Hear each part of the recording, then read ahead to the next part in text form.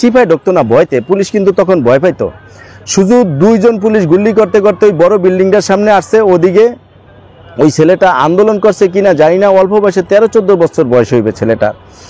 গেটের সামনে ছেলেটা মানে ওখানকার দারোয়ানকে বলছে গেটটা, চাচা গেটটা খুলে দেন, কিন্তু গেটটা ওই দারোয়ান আর খুলে নেয়, যেহেতু ওখানে প্রচুর পিকেটিং মানে হচ্ছে, পুলিশ সমানে গুলি করতে করতে আসতেছে, দারোয়ান সরে গেছে। একদম গেটের সামনে 2 জন পুলিশ, একজন পুলিশ ডাইরেক্ট দাঁড়ায় একদম সামনাসামনি একদম গুলিটা করে দিছে, একদম সামনে।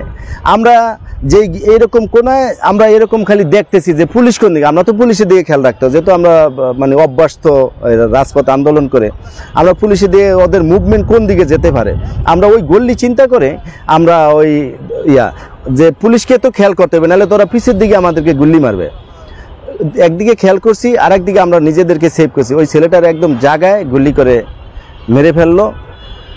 মেরে ফেলে ওরা সাথে সাথে পুলিশ দৌড়টা দৌড়ে চলে গেল আবার সেই বাস স্ট্যান্ডের দিকে। বাস স্ট্যান্ড পুরা ফাঁকা হয়ে গেছে, বাস স্ট্যান্ড একদম সম্পূর্ণ ফাঁকা হয়ে গেছে।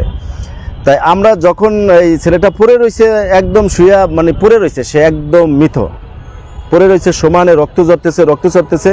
এদিকে একটা ব্যান, সেই ব্যানটা করতে জানি আল্লাহরই রহমত, একটা ব্যান চলে আসছে। ব্যানটা কোনো গাড়ি ঘোড়া তো চলতো না, তাই ব্যানটা চলে আসছে, ব্যানটায় নিয়ে আমরা ছড়াদি হসপিটালে নিয়ে গেছে। ওই পর্যন্ত আমি জানি।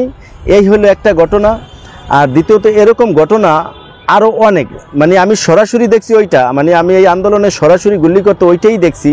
আর এমনি আন্দোলনে তো পুলিশ গুলি করে, এটা তো আমাদের চোখের সামনে সমানে করছে, একের পর এক গুলি করে গেছে। আর একের পর এক, কেউর হাত নাই, কেউর পাও নাই, কেউর এই বুক ঝাঁঝরা হয়ে গেছে, কেউ পুরা শরীরে রক্ত আর রক্ত, কেউর মাথা দিয়া সমানে রক্ত ঝরতেছে। এইটা মানে আল্লাহর কি রহমত। আমার মনে হয় যে এই দেশের ভিতরে বড় একটি পাপ ছিল শেখ হাসিনা এই দেশে ক্ষমতায় থেকে, যার কারণে মানুষের এত ঘৃণা, আপনি শুনলে অবাক হয়ে যাবেন যে এত গুলি করতেছে, তার ভিতরেও মানে যারা আন্দোলন করছে এরা কিন্তু একটু পিছপা হয় না। এইটা যে মানে না দেখলে যে এখানে গুলি করে, আমি চাইলে গুল্লি খাবো, এই চিন্তাটা আমার মনে হয় যে যারা এই মানে যারা সামনে ছিল এরা কখনই চিন্তা করতো না।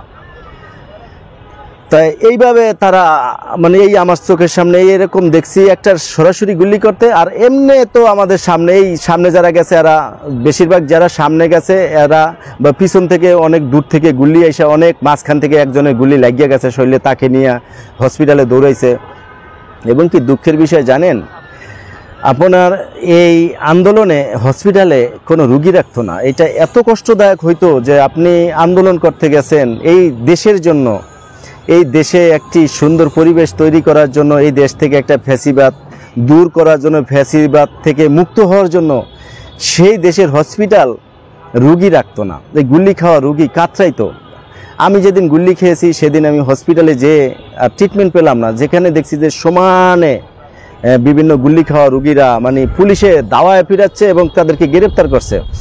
আর আমাদের ভিতরে তার ওইটা ছিল না যে এই সরকার 5 তারিখে যে চলে যাবে, এটা আমাদের ভিতরে তো ছিল না, আমরা তো আন্দোলনেই ছিলাম। যাক, আল্লাহ ওই থেকে উদ্ধার করছে। এরপরেই এরকম ঘটনা আমার চোখের সামনে অনেক ঘটেছে। একদিনের কথা আমি আপনাদেরকে বলি, সেটা হলো মাগরিবের নামাজ পড়তেছি মোহাম্মদপুরে, পিকেটিং সমানে চলতেছে, সমানে পুলিশ গুলি করতেছে।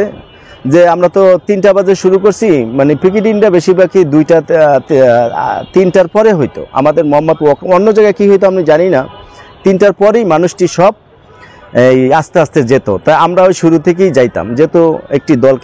কেননা এটা তো জানার কোনো ব্যবস্থাও ছিল না, কারণ ফ্যাসিস্ট সরকার তখন সব দিক দিয়ে অত্যাচার শুরু করেছে। একদিকে ইন্টারনেট বন্ধ, খবর দেখা যেত না, মানে এমন কোনো এহেন ব্যবস্থা নাই যে মানুষকে ঘায়েল করার জন্য ফ্যাসিস্ট তৎকালীন শেখ হাসিনা নেয়নি।